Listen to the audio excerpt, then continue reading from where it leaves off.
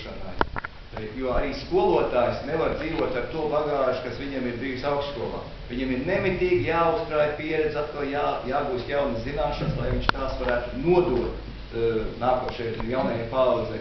Un te mēs nonākam pie tās sāpīgākās tēmas, pilnīgi prasot piecelties kājās, es esmu skolas direktors, un tas ir skolotāja darba atalgojums. Viņš ir tāds, kādu šī brīdī valsts var atļauties. Bet mums būtu jāvirzās uz to, lai no skolotājiem mēs varētu iegūt pēc iespējas vairāk tā, ko skolotāja potenciāli var dot. Šī brīdī ir uzskaitīti precīzie lielumi. Skolotājiem samaksā par stundām, ko viņš ir kontaktā ar bērniem. Viņam drusku samaksā par to, ka viņš labo būtnīcas. Nedaudz piemaksā par to, ka viņš nodarbojas ar bērnu audzināšanu kā klases audzinātājs. Un vēl piemaksā kādu latu par to, ka viņš gatavojas stundām. Bet rezultātā tas atmaksātais darbs ir vai nu 20, 25, nu kādam līdz 30 mācību stundām kopā sanāk. Normāli būtu piesaistīt, tas ir mans viedoklis, un to es aizstāvu un pārstāvu. Normāli būtu, ja skolotājiem apmaksātu visas 40 stundas nedēļā, normāli darba dienu. Un tad tur varētu ielikt iekšā visas tās lietas, par ko pašlaik mēs runājam, ka skolā būtu jāmeklē projekti, jāsadarbojas ar citām iestādēm, jāorganizē dažādas ārpusstundu nodarbības. Šī brīdī skolas direktors ir ierobežots, tāpēc, ka naudas ir tik, cik ir, un var apmaksāt tur, ko var.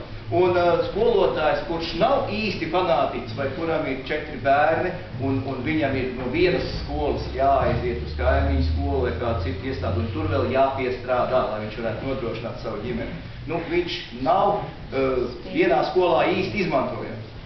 Ja viņš būtu piesaistīts vienai skolai 40 stundām nedēļā, tad direktors viņu varētu, es atvainojos par to teicienu visiem pedagogiem, direktors viņu varētu izkalpināt no 8:00 rītā līdz 5:00 vakarā un iegūt no viņa visu to, par ko mēs runājam, par ko mēs sapņojam. Vai mēs varēsim kādā brīdī sasniegt tādu situāciju, ka pedagogiem varēsim maksāt adekvātu atalgojumu? To ir grūti pateikt, jo tā ekonomiskā bedra ir, naudas ir tik, cik viņas ir, un viņa rodās no nodokļiem, nevis no kā cita.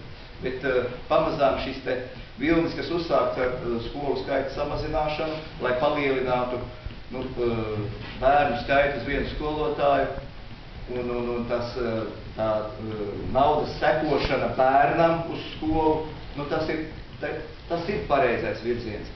Bet šeit tika piesauktas 2 lietas. Bija viens aprēķins, bija tāda, jūs sniedziet aprēķinus. Un otra lieta bija balsošana saskaņā ar sirdsapziņu. Redziet, ir 2 lietas. Ir viena tā aprēķinu sistēma, tā matemātika, kad mēs varam visu saskaitīt un pieskaitīt. Bet otra lieta ir tā sirdsapziņa un vajadzība. Vai tie 20 bērni, kas atrodas šī brīdī Tomas skolā, nemaldos 22 vai 24 bērni, ja? Vai skola ir vajadzīga vai nav vajadzīga? Vai viņiem tur vajadzētu būt vai ne? Pēc aprēķina viņiem tur nebūtu jābūt. Ja? Bet pēc loģikas vai pēc to bērnu vajadzībām, kas dzīvo tālāk uz meža pusi un tālāk no Ķegova, viņiem tomēr tur būtu jābūt. Un ir vairākas tādas skolas, kuras nodrošina bērniem izglītības pieejamību tuvāk dzīvesvietai. Un tam principam būtu jābūt skaidram. Jo zemāk izglītības pakāpe, jo ir jābūt tuvāk dzīvesvietai izglītībai, bet jo augstāk izglītības pakāpe, jo jābūt ir specializētākām, labāk apgādātām, ar labiem kadriem nodrošinātām izglītības iestādēm. Un šeit es pārkāpju pāri un iebraucu augstskolu lauciņā, kuru es tik ļoti nepārzinu, bet man, kā pedagogam un kā skolas direktoram, skatoties no savas vietas, joprojām ir sajūta, ka tur līdzekļi tomēr ir pagaidām izkliedēti un viņu izmantošanas efektivitāte nav tāda, kāda viņi varētu būt. Tāds ir mans personīgais uzskats. Visu laiku mēs sakam, ka augstākai izglītībai līdzekļu ir drusku par maz, tā kā pietrūkst.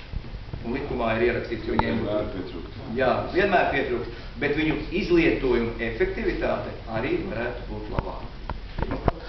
Ko jūs kā